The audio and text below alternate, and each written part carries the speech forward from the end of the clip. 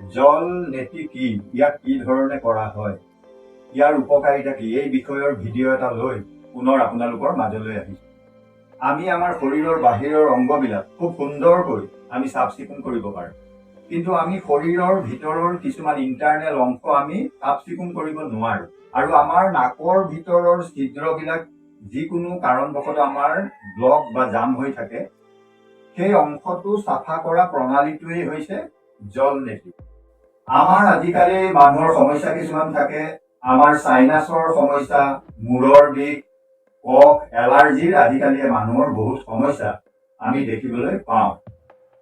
যিকোনো কাৰণবশতঃ ধূলি বালি লাগিয়ে হওক আমাৰ নাকৰ ভিতৰৰ অংশটো ব্লক অৰ্থাৎ জাম হৈ যায়। এই জামখিনি আমি কিবা প্ৰকাৰে নাইকিয়া কৰিব পাৰিলেই আমাৰ চাইনাছ, মূৰৰ বিষ, এলাৰ্জি আৰু আমাৰ কফৰ সমস্যা নাইকিয়া হৈ যাব। গতিকে আমি মেডিচিন নোখোৱাকৈ কিছুমান প্ৰাকৃতিক উপায়েৰে কি ধৰণে এই নাকৰ ভিতৰৰ এই পৰ্চনটো আমি চাফা কৰি ৰাখিব পাৰোঁ, সেই প্ৰণালীটোৱেই জল নেতি।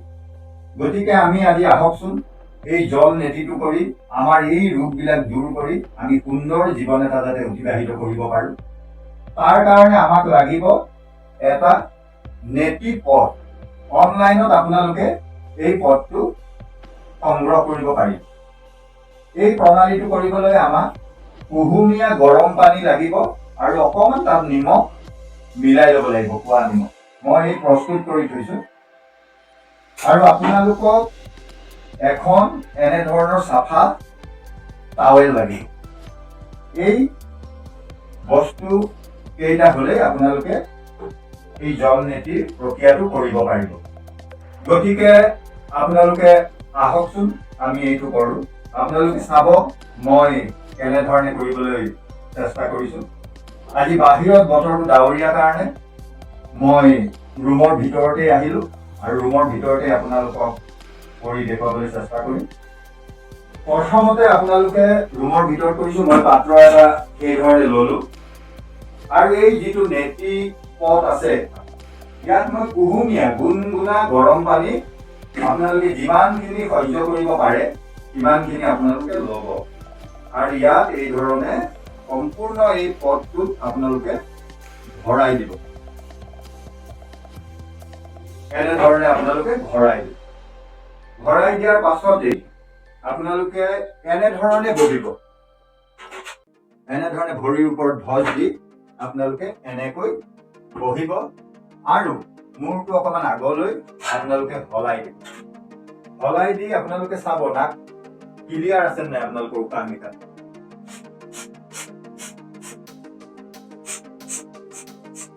মোৰ দুইটা নাক বৰ্তমান ক্লিয়াৰ আছে। গতিকে আপোনালোকে চাব কেনেকৈ কৰা হয়। এনেকে মূৰটো অলপ হলাই ল'ব। হলাই লৈ আপোনালোকে এনেধৰণে বহি ল'ব। বহি লৈ এই পাত্ৰটো আপোনালোকে এই নাকৰ বিন্ধাত আপোনালোকে এই পাত্ৰটো ভৰাব লাগিব আৰু আপোনালোকে উশাহটো নাকেৰে নল'ব, উশাহ আপোনালোকে মুখেৰে ল'ব। আপোনালোকে চাব মই কেনেকে কৰিম। কৰাৰ সময়ত মই আপোনালোকক একো ক'ব নোৱাৰিম। আপোনালোকে নাকৰ ভিতৰত এই পথটো বিন্ধা এটাত আপোনালোকে লগাই দিব। লগাই দিয়াৰ পিছত ইটো বিন্ধাই দি আপোনালোকৰ পানীটো ওলাই যাব আৰু আপোনালোকৰ এই নাকৰ ভিতৰৰ অংশটো চাফা হৈ যাব। কুহুমীয়া গৰম পানী অকণমান নিমখ আছে, ই চাফা কৰি দিব। গতিকে আপোনালোকে চাব মই কেনেধৰণে কৰিম, আপোনালোকে তেনেধৰণে চেষ্টা কৰিব আৰু উশাহ নিশাহটো আপোনালোকে মুখেৰে ল'ব। আপোনালোকে দেখিব অট'মেটিক এটা নাকৰ বিন্ধাৰ পৰা ইটো নাকেৰেদি আপোনালোকৰ পানী পৰি গৈছে। গতিকে আপোনালোকে চাব মই কেনেধৰণে লৈছোঁ। এনেকেই আঁঠুৰ ওপৰত এটা হাত মই গছ দি লৈছোঁ আৰু এই ধৰণে মই নাকৰ ভিতৰত লৈছোঁ। লৈ পেলাই মই হলাই দিম। কেনেকে পানী পৰিব আপোনালোকে চাব।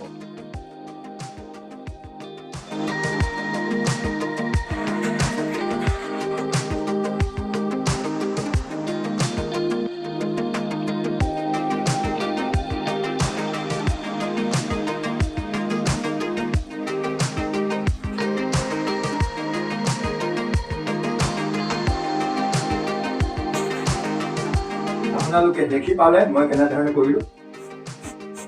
এনেকে পানীখিনি উলিয়াই দিব আৰু এই আপোনালোকে কাপোৰখন ইউজ কৰিব পাৰে। ঠিক তেনেকৈ আপোনালোকে ইটো নাকৰ বিন্ধাই দিও একেধৰণে আপোনালোকে পানীখিনি উলিয়াবৰ চেষ্টা কৰিব। মই আকৌ ইয়াত ভৰাই দিলোঁ পানী, সম্পূৰ্ণ ভৰাই দিছোঁ। সম্পূৰ্ণ পানী মই ভৰালোঁ। ভৰাই আকৌ ইটো বিন্ধাই দি মই নাকত ভৰাম আৰু এই বিন্ধাই দি আকৌ পানীখিনি পৰিব। উশাহ নিশাহ আপোনালোকে মুখেৰে ল'ব, অট'মেটিক আপোনালোকৰ ইটো বিন্ধাই দি পানীখিনি পৰিব। চাওক আপোনালোকে মই কেনেধৰণে কৰিম।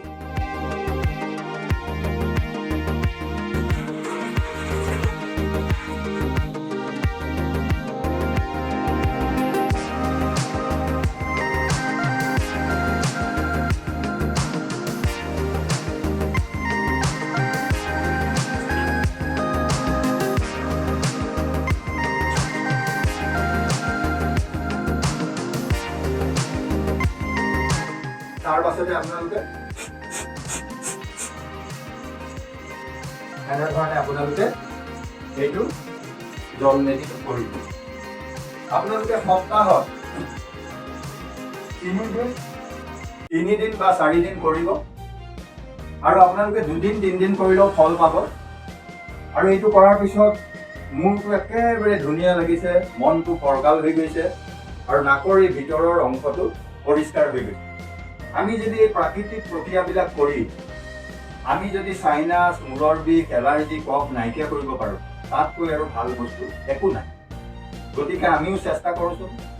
আমাৰ দেউতাই জানিছিলে, আমাৰ মোৰ গুৰু দেউতাই আছিলে, মই ক'তো শিকা নাছিলোঁ। দেউতাই কৈছিলে যে মানুহৰ উপকাৰ হোৱা কিছুমান কাম কৰিবা, যাৰ দ্বাৰা তোমালোকে সমাজৰ ভাল হয়, মানুহ সুস্থ থাকিব পাৰে।